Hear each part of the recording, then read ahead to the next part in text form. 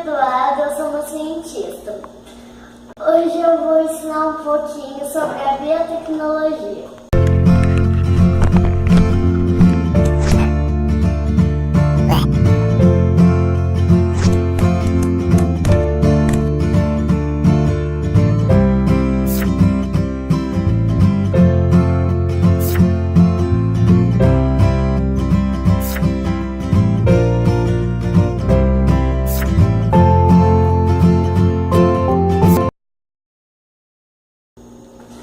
Calma, se você não entendeu, eu vou explicar só mais um pouquinho.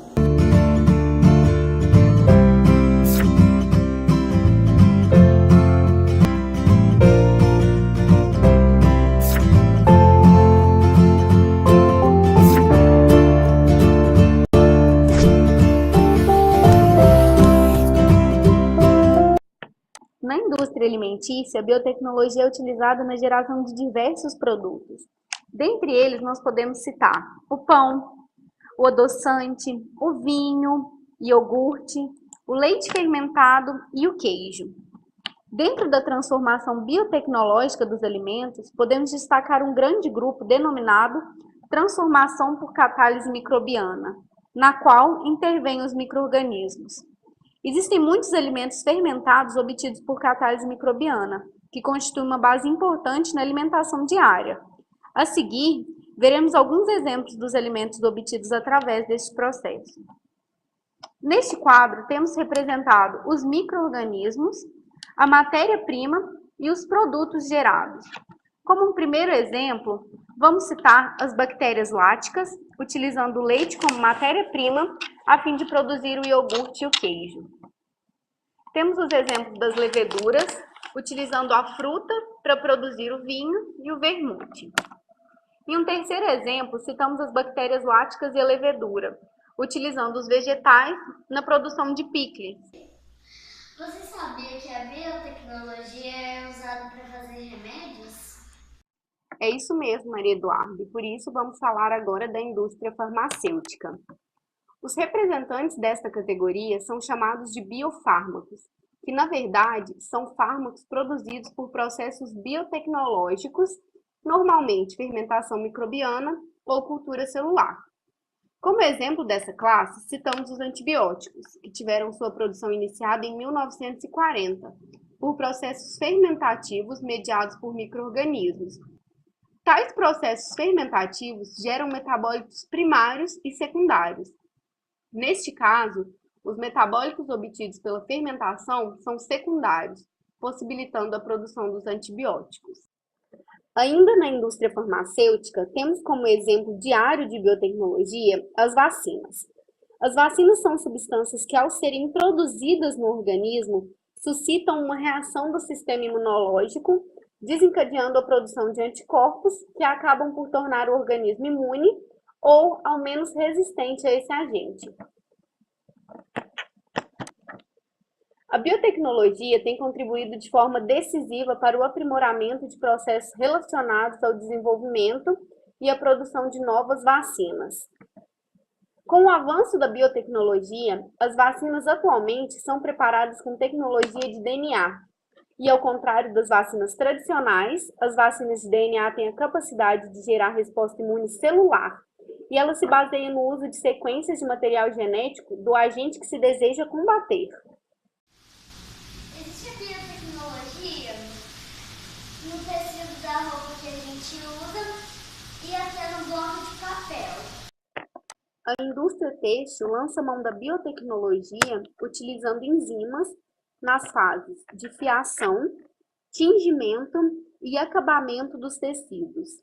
Essas enzimas objetivam a limpeza da superfície do material, a redução da pilosidade e a melhoria da qualidade da ótica de superfície. Em muitos processos, as enzimas podem substituir substâncias químicas sintéticas e contribuir para os processos de produção, gerando benefícios para o meio ambiente, por meio da biodegradabilidade, a economia de água e reduzindo a contaminação do meio ambiente. Portanto, os processos que empregam enzimas no lugar de substâncias químicas produzem menos subprodutos residuais, propiciando a obtenção de produtos de melhor qualidade e reduzindo a probabilidade da poluição. A biotecnologia na indústria do papel traz diversos benefícios.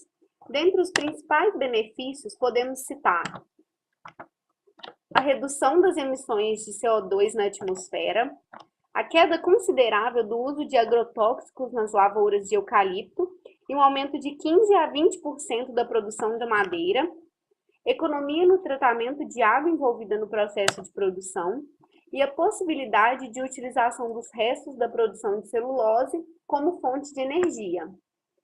As enzimas utilizadas no processo de produção do papel são as tilanases, que ajudam no branqueamento da pasta onde será extraída a celulose, as lipases, que ajudam reduzindo a goma liberada pela madeira, e as pectinas, que ajudam a tratar a água proveniente desse processo industrial. Existe a biotecnologia no sabão em pó que a gente usa todo dia. Isso mesmo, a biotecnologia está nos detergentes utilizados diariamente. No sabão em pó, por exemplo, bactérias geneticamente modificadas produzem enzimas resistentes às condições do processo de lavagem. E essas enzimas são utilizadas para degradar gorduras, carboidratos e proteínas no tecido sujo. Essas mesmas enzimas são responsáveis por tornar as fibras dos vinhos mais macias. Existem plásticos fabricados por biotecnologia. A indústria de plástico atual está aprimorando ideias para a substituição do uso de petróleo como matéria-prima e produzir materiais que afetem menos o meio ambiente ao se decomporem. É o caso dos biopolímeros.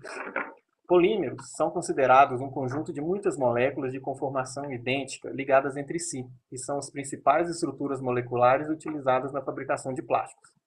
Tendo isso em mente, pesquisadores observaram que alguns micro-organismos e plantas conseguiam sintetizar alguns polímeros. Daí surgiu a ideia de fazê-los produzir estes compostos em larga escala para que houvesse quantidade suficiente de polímeros para produzir o bioplástico. Hoje em dia, com o avanço da engenharia genética, cientistas conseguem modificar geneticamente micro-organismos simples, que é o caso da Escherichia coli, para sintetizar, por exemplo, polihidroxialcanoatos, ou PHAs, que é um dos biopolímeros mais produzidos no mundo. Todavia, a produção de bioplástico ainda não substituiu a produção de plástico convencional, mas é considerada uma aposta para o futuro.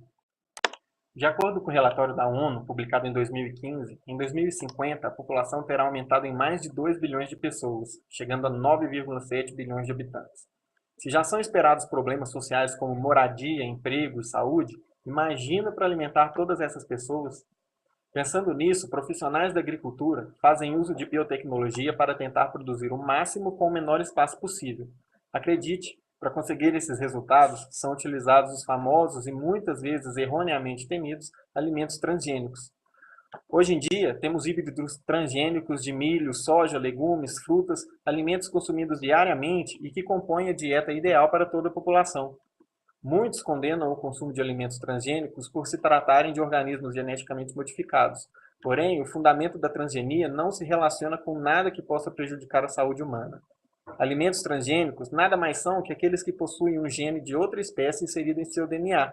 Mesmo que este gene seja adquirido de uma bactéria ou um vírus, não significa que este alimento causará algum tipo de doença ao consumidor final. Apenas significa que este gene implementado será responsável por tornar o alimento transgênico resistente a alguma doença, a alguma praga, a algum produto químico ou até mesmo torná-lo mais produtivo. Tudo bem que pode ser uma técnica perigosa, mas existem órgãos que regulam as manipulações genéticas realizadas. Aqui no Brasil, este trabalho é feito pelo CTN Bio. Dessa forma, podemos confiar nos produtores e nos alimentos transgênicos, como uma forma de garantir que no futuro não tenhamos problemas com falta de alimentos. Existe biotecnologia e um monte de outras coisas. E por hoje é só. Tchau!